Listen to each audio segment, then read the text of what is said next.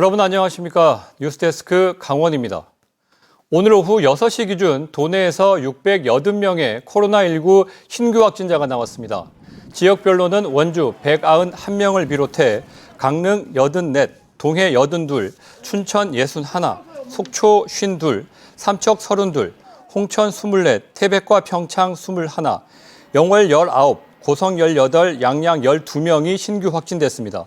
오늘까지 누적 확진자 수는 19,857명으로 내일 2만 명을 넘어설 것으로 예상됩니다. 원주와 제주를 오가는 운항사가 저가 항공사로 바뀌었는데 실제 가격은 생각보다 비쌉니다. 지자체가 공항 활성화를 위해 각종 지원책을 내놓고 있지만 시민들은 비싼 가격 탓에 다른 지역 공항으로 향하고 있습니다. 권기만 기자가 취재했습니다. 오는 7일 원주에서 출발하는 제주행 비행편 운임입니다.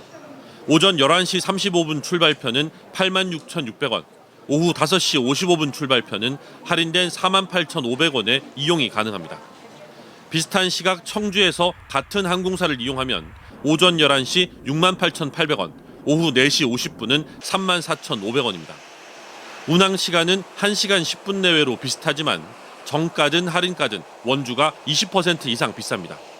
왕복 최소 항공료는 원주 94,000원, 청주 6만 원으로 4인 가족 기준으로 계산하면 원주가 13만 6천 원 비쌉니다.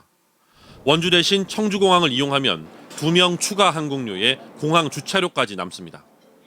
원주 제주 노선을 이용하는 시민들은 가격에 대한 불만이 클 수밖에 없습니다. 김포나 청주에 비해서 가격대가 높죠. 김포는 다양한 가격대가 있어서 무슨 2만 원 안짝에 갈 때도 있고, 그런데 독과점적인 부분이 분명히 있죠. 경쟁 체제가 안 되니까 이런 거는 좀 많이 아쉽죠. 여러 항공사가 경쟁하는 청주공항과 달리 원주는 하나의 운항사가 독점 운영하다 보니 할인 등 가격 정책에 소극적인 것 아니냐는 지적이 나옵니다. 물 한 잔도 서비스 못 받는데 비용은 대형 항공사 별반 다르지 않고 단 한 개의 항공사가 제공하는 운항 스케줄, 가격 이것들을 시민들이 선택할 수 있는 권리를 누리고 있지 못한다. 그런 측면에서 시민들이 굉장히 불합리한 대우접을 받고 있고. 강원도와 원주시, 횡성군이 원주공항 활성화를 위해 매년 3, 4억 원의 운항 장려금을 지원하고 있습니다. 하지만 현재 가격이라면 김포나 청주 등 인근 지역 공항을 이용하는 시민들의 발길을 원주로 돌리기는 쉽지 않아 보입니다. MBC 뉴스 권기만입니다. 지난 2020년 동해시에 있는 미신고 숙박업소에서 가스 폭발 사고가 발생해 일가족 7명이 목숨을 잃었습니다. 이 사고 이후 동해시는 미신고 숙박업소에 대한 관리를 강화했지만 일부 불법 영업은 여전히 이루어지고 있습니다. 배원한 기자입니다. 지난 2020년 1월 동해시의 한 펜션에서 가스 폭발 사고가 일어나 자매 4명 등 일가족 7명이 목숨을 잃었습니다. 이 사고로 펜션 운영자와 가스 판매 시공업자에게 징역형이 선고됐습니다.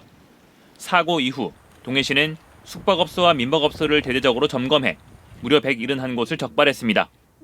이 가운데 43곳은 정상적인 영업을 하도록 도와줬고 96곳은 잦은 폐업과 영업행위 금지를 유도했습니다.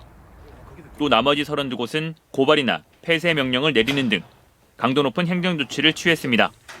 그러나 2년이 지나 동해시가 고발과 폐쇄 명령을 내렸던 미신고 숙박업소 32곳을 다시 점검했더니 여전히 2곳은 불법 영업을 이어오고 있었습니다. 적발업소 2곳은 이미 고발 조치돼 법원으로부터 처벌까지 받았습니다.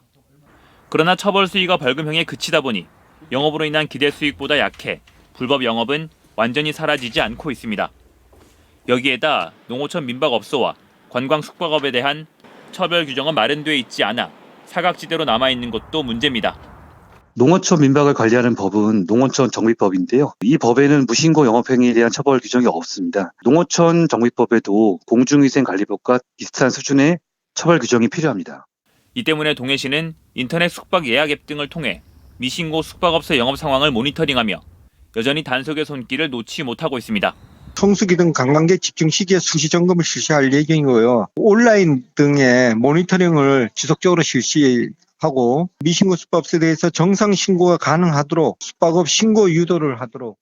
동해시 펜션 가스 폭발 사고가 일어난 지 2년, 불법 영업을 일삼는 미신고 숙박업소와의 전쟁은 여전히 계속되고 있습니다. MBC 뉴스 배현환입니다. 코로나19 확진자 급증에 따른 새학기 등교 방안이 내일 발표됩니다. 교육부는 새학기에 정상 등교를 원칙으로 하되 오미크론 변이의 확산 상황에 따라 각 시도교육청과 학교의 자율성을 강화하도록 할 방침입니다. 강원도교육청은 내일 교육부 발표에 따라 학교 규모별로 대응 방안을 준비하고 대면 수업을 원칙으로 하되 확진이나 격리된 학생을 위해 원격으로 수업을 중계하는 방안을 검토하고 있습니다. 어제 낮 12시 52분쯤 춘천시 남산면의 창촌 농공단지에서 불이 나 A 제조업체 1층이 모두 타는 등 소방서 추산 2억 2천만 원가량의 재산 피해가 발생해 화재 조사가 진행되고 있습니다. 어젯밤 11시쯤엔 경기도에서 여행 온 20대 여성 B씨가 몰던 승용차 한 대가 강릉시 연곡면의 한 편의점으로 돌진해 편의점 안에 있던 3명이 다쳐 인근 병원에서 치료를 받고 있습니다. 경찰은 이 여성이 음주 상태가 아니고 보험에 가입돼 있는 데다 크게 다친 사람이 없어 입건하지 않을 가능성이 크다고 밝혔습니다. 오늘 낮 1시쯤엔 속초시 교동의 한 다세대 주택에서 베트남 국적의 20대 여성 C씨가 숨진 채 발견돼 경찰이 수사에 착수했습니다.